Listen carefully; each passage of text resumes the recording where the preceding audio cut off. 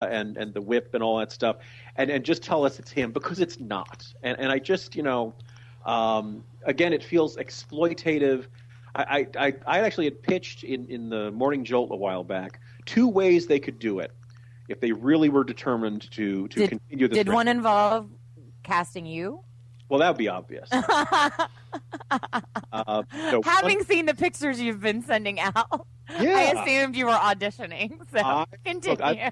Just like Dave, to Petra, wore the hat, went in. Right, I rode a horse too. I rode a horse down the canyon. For a tiny moment in my life, I was Indiana Jones. That's pretty darn cool, Dave. Except I got to go into the temple. I got to go into the treasury at Petra. Yeah, they got a rope across it. They heard I was coming, and they banned going inside. There you go again. You can't let a rope stop you, Dave. If I really was Indiana Jones, I'd have looked around and ducked under it and gone in. But the Jordanian police were there, King Abdullah really frowns upon that. So if you really needed to continue the franchise, there are 2 possibilities. One is to make a movie about somebody who is a rival of Indiana Jones. And in Raiders of the Lost Ark, he refers to the fact that the Forest stole. There are other guys out doing what he does. So you can create a story taking place in the 1930s. You could have Nazis. You could have Imperial Japan. You could do the entire atmosphere and feeling of Indiana Jones with a different character who's similar in some ways and different from others. Wouldn't it be cool, too, if they did that and had him occasionally run into Indiana Jones? Provided you could find a... No, I mean Indiana Jones being the age he is now. Like, if there are people... Like, why not bring it to modern? Oh, okay, that's my other possibility, which was that to do a modern-day story of somebody who is a, I mean, there are still people out there looking for buried treasure all the time. Yeah. Oh, and this is, undoubtedly every bit as dangerous a world and as exotic a world, and there are... Clive Cussler's done really well with it. There you go. Exactly. The idea of a modern-day Indiana Jones story is very workable. And, in fact, I could picture Bradley Cooper very well playing the guy who finds Indiana Jones's diary. Right, something like that. Yeah, the last chapter is the treasure he never found. And the idea that, somewhere out, whether it's, the hills of Afghanistan. See, now that's a great story pitch. See, it may be that I've thought a moment or two. Maybe about how to write these stories. National Review, you're going to have to let Jim Garrity go. He belongs in Hollywood. Some are saying he belongs in a museum. James Rollins novel. There are a bunch of people who have written, it's not just, we think of an Indiana Jones story, it becomes kind of a catch-all term for an action-adventure story, or modern pulp. And I just think there's a lot of great opportunities there. That you don't need to just literally put a different actor in what is a very iconic image. And we saw National Treasure has done exceptionally well, and that had Nick Cage in it, for God's sake. And he's terrible. So imagine what it would be like if it was with a decent actor. There you go. I was going to say, look, anyone who has seen Honeymoon in Vegas realizes that Nicolas Cage is by far the most talented overactor in Hollywood. Oh, my God. No, Face Off wins for that. Between he and John Travolta, that might be the most overacted I've ever seen. That was like the Olympic sport of overacting. That was Yes, it was a Super Bowl of overacting. Exactly. Right there, Dave. You nailed it. Yeah, a lot of people don't realize that both of them gained 50 pounds in the course of that movie just from chewing the scenery.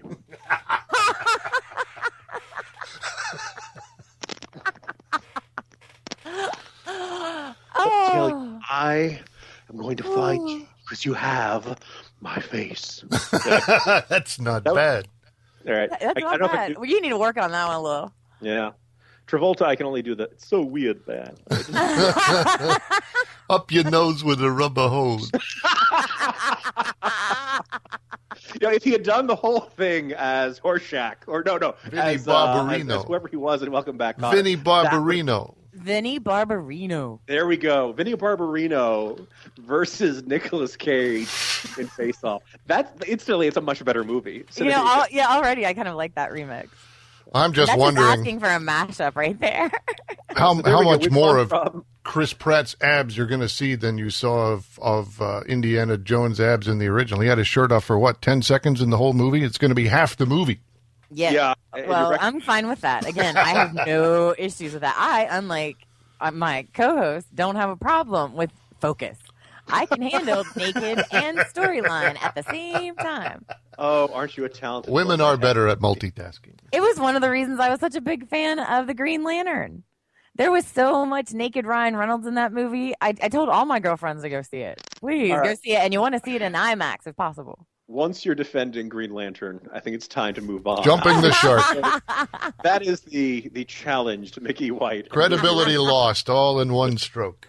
Dude, I never claimed to be a sci-fi or I don't like chicken wings. Hero things, etc. Exactly. Like Green Lantern. Right now, there's one of us is too picky, and the other one isn't picky enough. Nice. Very nice. Well, as you said, there are lots of stories out there, lots of books that have been written. But for some reason, it's not. I mean, these are the most recent. But for some reason, this is what Hollywood does. I mean, it feels like there's not an original idea out there right now, and it's very sad. And I think that's why movies like American Sniper and Gone Girl and others that do have an original storyline to tell are doing well at the box office, because people are like, well, I can wait and see this on either on demand, on Netflix, on HBO, whatever, because you kind of already know the story. Yeah, I was going to say, if you're going to make a reboot, I think one of the all-time successful ones was The Fugitive with Harrison Ford and Tommy Lee Jones. Oh yes. You need enough time for the original one to have been forgotten, and you need something to say with the new one. And I think a lot of the reboots and remakes are just not clearing that hurdle yet. Can I just say the Hulk and Spider-Man in the last decade? Enough! Yes. Oh my gosh. Yes.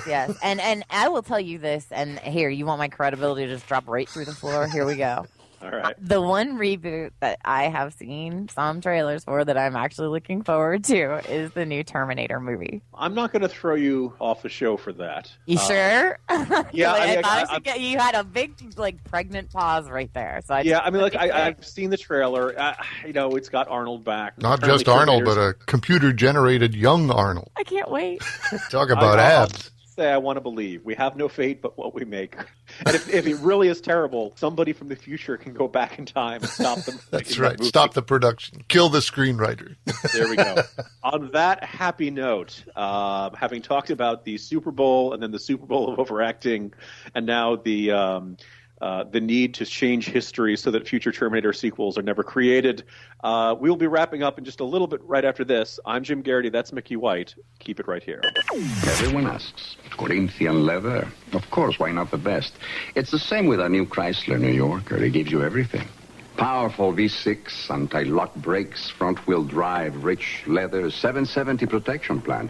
And Chrysler's exclusive Crystal Key program, complete car coverage with owner care that's even better than Rolls-Royce or Mercedes. Chrysler New Yorker gives you the one thing you always wanted in a luxury car.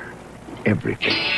Welcome back to the Jim and Mickey Show. I'm Jim Garrity, joined by Mickey White, and we are almost at the end of another one of our wonderful episodes. I think this one has once again flew by even faster. They always do. Mickey, I'm going to take a moment to throw a shout out. Like President Obama during a crisis, I'm going to give somebody a shout out. Oh my God. Because you had asked for people to share Super Bowl snack recipes. Other folks who have been talking about us on Twitter using the TJAMS hashtag. TJAMS is for the Jim and Mickey Show, for those who think we're just, making up some sort of jelly-related hashtag. We would particularly like to thank Amy Curtis at Modern Comments, R. Lee B. at Bayou Blanc 1. That's Blanc as in B-L-A-N-C-K. I'm sorry, C, not K. Think of Matt LeBlanc. Lost in Tennessee at TYLLAB83. Irish Spy, always wonderful profession and heritage to have. Rick Sheridan, Red State Batman. By the way, I don't know how people come up with these Twitter, handles, but it's a pretty good one. Oh, some of them are very clever. I will say that. One of our regulars, Annika Jameson, with the fantastic Twitter handle, The Jameson Girl, because, hey, who doesn't like Jameson? One of our regulars, Honky Tonk Jew, and I don't have it in front of me, what is Kevin in Albuquerque's hashtag? Because he's the guy who organizes our list, correct? Yes, yeah, it's at Kevin in ABQ. And he's the one who organized the list. So it's a great list to follow on Twitter, because you've got so many varied people on there. And all you have to do to get on the list is to go ahead and tweet to Kevin. And we do it speakeasy style. So just say, I'm with Jim and Mickey. And he'll add you to that list. And then you can actually just follow the whole list, even if you're limited in the number of people you're allowed to follow at this point. And you'll get all of them. And great way to connect with us and with other like-minded people. And again, you did a great job of thanking a lot of people who shared tons of their Super Bowl traditions, etc. And I just remembered that I had promised to give out my bologna roll recipe. And I believe I had promised it to one of our listeners, so I feel like I need to do that. So I'm going to do it really, really quickly, and then I'll put it up on Facebook. And the bologna log is very famous in our house. And depending on how many people you're going to have is depending on how big your log needs to be. But just go to your local deli and have them chunk you off a whole section of it. And then here's what you do. You go home and you score it with a knife all over, making a basket weave pattern. And then you cover it in your favorite type of mustard. Yellow will do, but if you're in Dijon, whatever, cover it in your favorite type of mustard and butter. And then put it on a foil cookie sheet, put it in the oven, 250 for 4 hours, slice. And I swear, if you're one of those people who like, the idea of a bologna sandwich or something like that, there's so many things that you can do with this little bologna log that people love it at Super Bowl. So there you go. I salute you, Mickey. I also would like to share a little bit of trivia with our listeners. Bologna log is actually also the Secret Service code name of the State of the Union address. You just can't stop yourself today. That's like a high-hanging fastball. Not that you understand baseball metaphors. Not that I understand baseball metaphors, but you're right. I get it. Yeah. I get it, yes. All right, so kind of like one of our final points to wrap up the Super Bowl week. Mickey, who's going to win, the Seahawks or the Forces of Darkness? You know that I my heart is with the Seahawks, but my brain is with the Forces of Darkness. So I want to predict that the Seahawks surprise us all and win. Okay, I was going to say I'm rather comfortable predicting a Seahawks victory. I think of like that win again over the Packers indicates they look like a team of destiny. I realize this statement will irritate New England Patriots fans, and that gives me a warm, fuzzy feeling. Look, no doubt the Patriots are a very good team, and it wouldn't surprise me to see them win. I just think the Seahawks have figured out a way to beat a whole bunch of teams, fantastic on defense, and they know how to stop. Again, I have trouble thinking of another team that is so well put together as the Seattle Seahawks are right now. And with that, I'd like to also go back to our commercials because it is my understanding that there will be a commercial involving Marshawn Lynch and his Skittles, which we know he loves. And, he's one who gets fined quite a bit for his behavior, including what we saw on Media Day. But the reason he does that is because the man isn't getting paid. So pay the man. Give him his Skittles. There you go. I was going to say, I observe, the National Football League has got to be one of the few places in the world where, not only is your right to free speech, some would say argue whether it's curtailed or whether you can very seriously be punished for uttering comments that are too controversial or unacceptable or not in keeping with the league's image. But Marshawn Lynch showing up to Media Day just so he doesn't get fined. You literally don't have the right to not speak. Yes, you do not have the right to freedom keep of your not mouth speech. shut. If you don't show up and mouth the same cliches that every one of your teammates is, it's a 60-minute game, and we're all in this together. And, we got to run the ball so we can open up the pass. Dude, I could do Media Day right now for him if he wanted me to. I would come and sit beside him, and I could give him all the cliches he needs to know. I'm picking the New England Deflatriots by 7, and I think the trophy should have a different shaped football on there, one that's a little bit flat. Nice one, Dave. Dave with the jab. I was about to say he really deflated our optimism about that.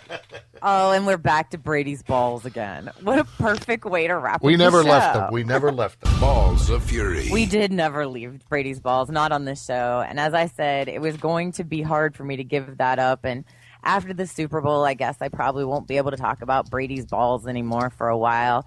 And so I guess I better get it all out of the way now. Jim, I hope that you have a great time this weekend watching the Super Bowl. We'll have lots to talk about next week. And Dave, I certainly hope that you enjoy it as well, whether it be the game itself, the commercials, or just the time they get to spend with family and friends. And hopefully you've been smart enough to take the day off on Monday. I'm Mickey White. He's Jim Garrity. And you've been listening to The Jim and Mickey Show. We'll be back.